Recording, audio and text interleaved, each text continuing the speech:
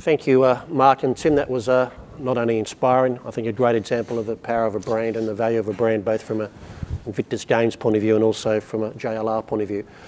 We are going to try to cut the session a little bit short, so we're just going to take some Q&As from the room. We were going to have a bit of a fireside chat, but we've also got some microphones around the room. So if you'd like to ask a question, please do so. If you wouldn't mind also just saying your name and actually where you're from, just to give everybody a bit of a perspective.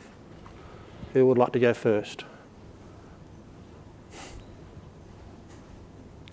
No one? Knocked you out already. There's an early finish.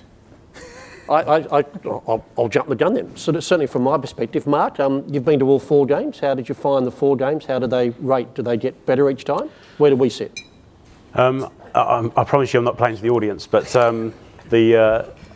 on our measures, but also from seeing it firsthand, the Sydney games were by far the better ones. Because I was reflecting on this as to why, and I think it's because the culture here of just loving sport, the backdrop of Sydney and what that creates as a visual backdrop, but also the connection and passion that generally people have in Australia for their armed services, the Anzac spirit. I think those things together, plus the learnings of the previous games, a fantastic organising committee that had learnt from those previous 3 games, and the legacy of those, I think made Sydney something special. And not just against all the metrics, but when you talk to people about memories, I think it's definitely up there as the top one. It's great. It's I know how hard it is to sell in a big idea. Was it a hard sell to send up the line back in? What I didn't mention, and this is a key success factor, and it's an obvious thing to say, and it's well reported, but unless you get the backing from the top level, these things aren't sustainable. And that very first meeting we had with Prince Harry and his team that wanted to put this on, our CEO was in that meeting, and from that day to this day, he is probably the biggest advocate of what this means for us as a business. So, and without that champion from the very top level, these things are always more difficult. So we were very fortunate in that regard. Any questions? Is that a hand? Yeah. Just one sec, there's a mic coming your way. Sorry, Richard Basil-Jones from Ubiquity. I was interested in the stats you put up, Mark, and I think the interesting one was not so much the sales and business from a sales perspective, but more about the engagement level from your employees. And I guess I was interested to sort of learn a little bit more about what that means to the company, because that's clearly the value driver, not so much, well, I mean, you'd like the sales, but I'm sure there's an enormous amount of value from lower turnover, greater productivity, greater engagement from employees, etc. Yeah, this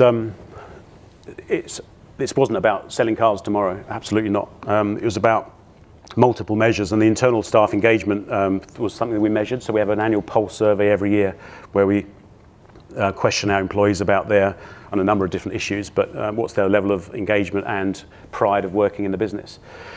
And when you go through the results of that and the verbatims that come with it as well, we know that this is really working. And place your brand or place you're proud to work at is one of those key metrics that we look at. And undoubtedly this and other programs have really helped to reduce staff turnover in a very competitive job market, in some cases, to retain key staff that we need to. So it's all part of that value set and reasons as to why we do it. Yeah. Thank you. Any others? Did I see one down here? Well, there you go. Similar question, but about the actual public. Do you know the sentiment change amongst the general public? So the survey results for Sydney aren't in yet, but when we've done it last time in Toronto, when we do sample surveying for those people in the city where the games are held, we got, for those that are aware of the games and our involvement as presenting partner, we had double-digit percentage increases in the attributes that we look at in terms of brand I would admire, brand I would consider purchasing.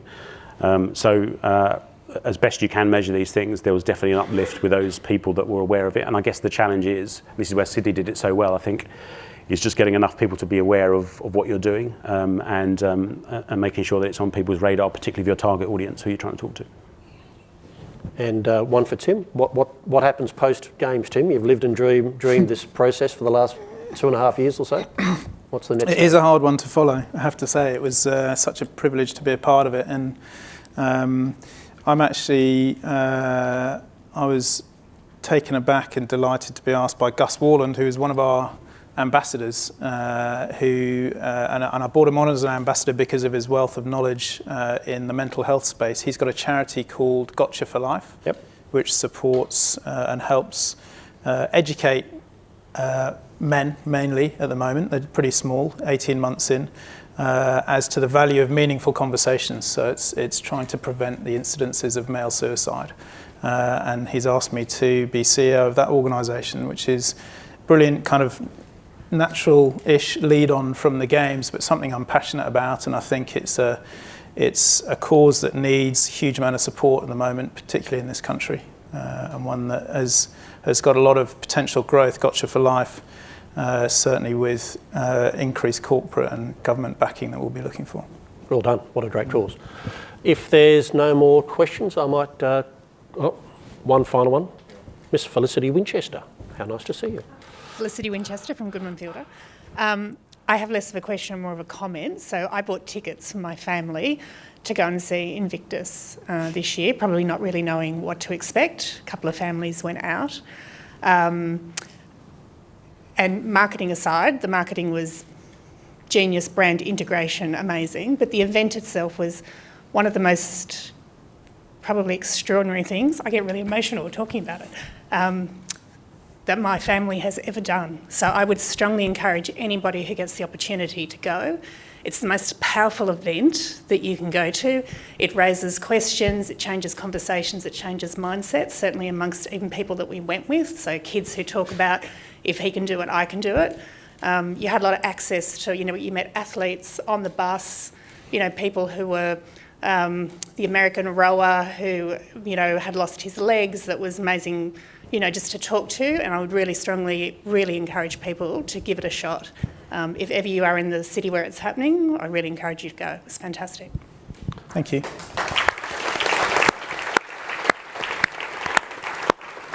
I think on that point it's pretty hard to top. So I'd like to very much thank Mark and Tim for quite an inspiring session. So thank you very much. Thank you. Thank you.